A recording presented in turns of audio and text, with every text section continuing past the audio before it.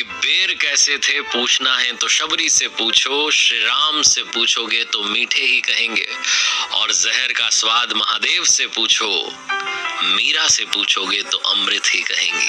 कहानी एक तीर्थयात्रियों से भरी हुई बस की। बस में सवार सारे तीर्थयात्री दर्शन करके लौट रहे थे। पहाड़ी रास्ता था, सुहाना मौसम था, सब अच्छा चल रहा था। भजन कीर्तन जो है बस में चल रहे थे, सब कुछ आनंदमय था। लेकिन अचानक से मौसम पलट गया। तेज आंधी, तेज तूफान, आसमान में बादल चमकने लगे, बिजलियां कड़कने लगी। अंदर जो लोग बैठे थे वो डर गए। उन्होंने लगा कि पता नहीं क्या हो गया, हमने कौन सा पाप कर दिया, हम दर्शन करके आ गए, प्रभु ने हमें क्षमा नहीं किया हमारे पापों के लिए, इतना बड़ा संकट आन पड़ा है। बस से थोड़ी दूर पर आकर के जोरदार बिजली गिरी, सब घबरा गए। सबको ऐसा लगा कि बस अब तो जाने का समय आ चुका है। फिर भी बस का ड्राइवर जो था धीरे धीरे बस को आगे बढ़ा रहा था, लेकिन मौसम जो था वो बहुत डरावना हो चुका था। पहाड़ से थोड़ी दूर पर एक और बिजली गिरी।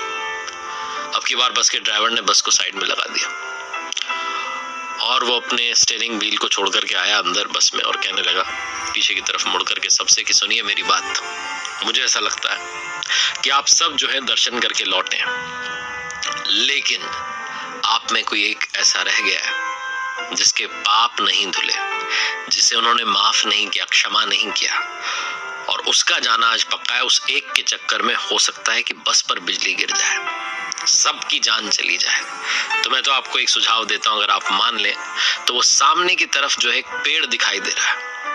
हम सब एक काम करते हैं, एक एक करके जाते हैं और उस पेड़ को छू करके वापस आते हैं। जिसकी आज जान जानी तय होगी, जिसकी आज मृत्यु निश्चित होगी, वो मर जाएगा, बाकी लोग तो बच जाएंगे।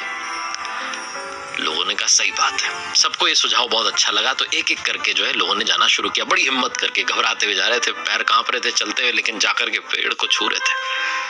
पेड़ को छूते और नाम भी लेते कि बस बचा लेना, वापस आ जाते। लगभग सारे लोग जा चुके थे, एक आखिरी सज्जन बचे थे।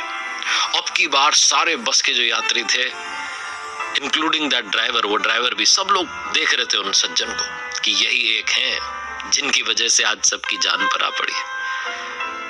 वो जो सज्जन थे बस में से उतरे, वो भी घबरा रहे थे, नाम ले रहे थे प्रभु का। उन्हें लग रहा था पता नहीं क्या होगा, कहीं मेरी वजह से तो सब लोग खतरे में नहीं आ गए। जाकर के उन्होंने पेड़ को छुआ, जोरदार बिजली गिरी, लेकिन उस पेड़ पर नहीं, वो बिजली गिरी उस बस पर। उन एक व्यक्ति की वजह से सब लोग सुरक्षित थे।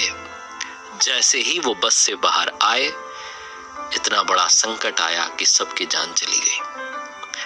कई बार हमें ऐसा लगता है कि जो हमारे साथ वाला है वो हमारे लिए सही नहीं सोच रहा है, लेकिन कई बार हमारे जो आसपास के लोग होते हैं, जो उनके पुण्य कर्म होते हैं, जो उनकी अच्छाई होती है, उसका भी हमारे जीवन पर असर होता है।